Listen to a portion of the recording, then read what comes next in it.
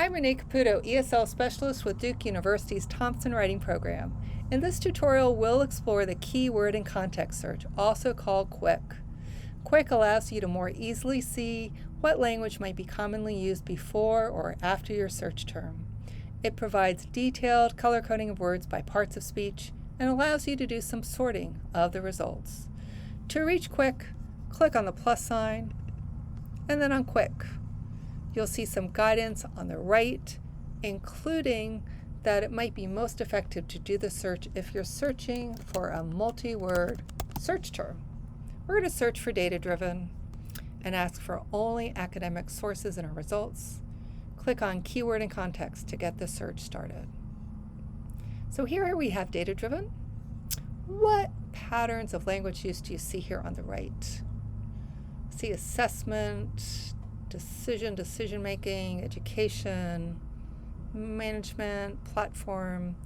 So what I'm seeing is mostly nouns, and then mostly punctuation and parentheses. So here it's very common to have nouns after data-driven, not surprising. You might slow down and look at specific examples that seem most useful for the writing you're working on. Note that these nouns are in a turquoise blue, and clicking here will reveal the key to the parts of speech coloring. Prepositions are going to be highlighted in yellow. Let's go back to the search and back to KWIC and data-driven.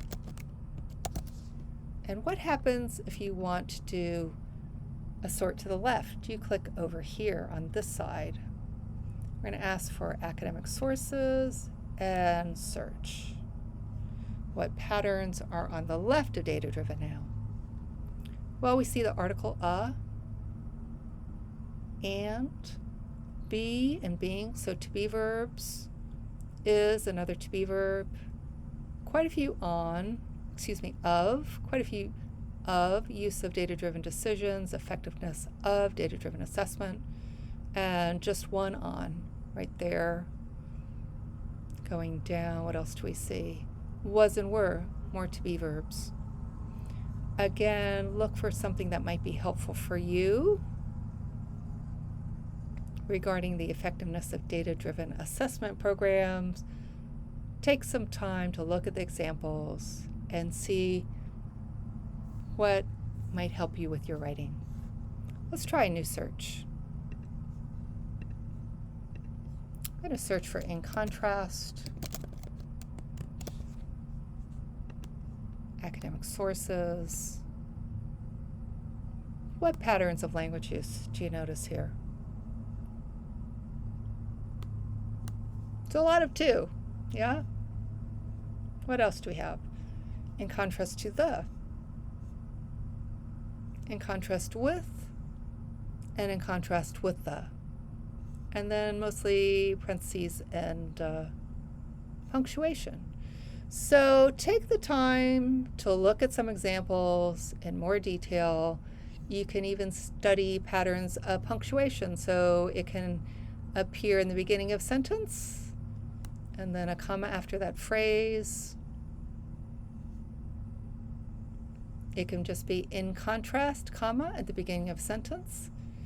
And it can be in the middle of the sentence between commas, in contrast with Spain. And sometimes comma in contrast, comma, if you look really closely here. So those are some language use patterns with in contrast. Let's try a search that involves parts of speech. I'm going to ask for adjectives with impact.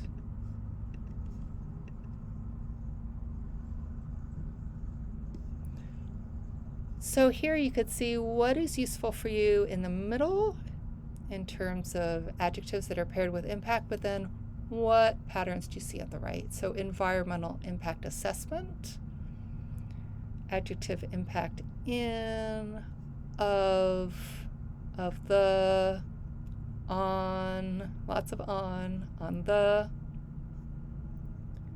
economic impact studies, study, statement, upon, and a couple of with, and then punctuation. Again, slow down and look at those that seem helpful for you in your writing. Significant impact on the design parameters. Greater impact on students. Let's go back and add one more part of speech to that search. Adverbs. I'm going to put that on the left side here of the search field. And again, start by looking in the middle. What might be most useful for you and your writing? More desirable impact. We have at, for, in, of the, seriously negative impact on, potentially important impact on. And again, look for things that are helpful in your writing. Statistically significant impact on musculoskeletal function. Much greater impact on recipients than. More powerful impact on the individual.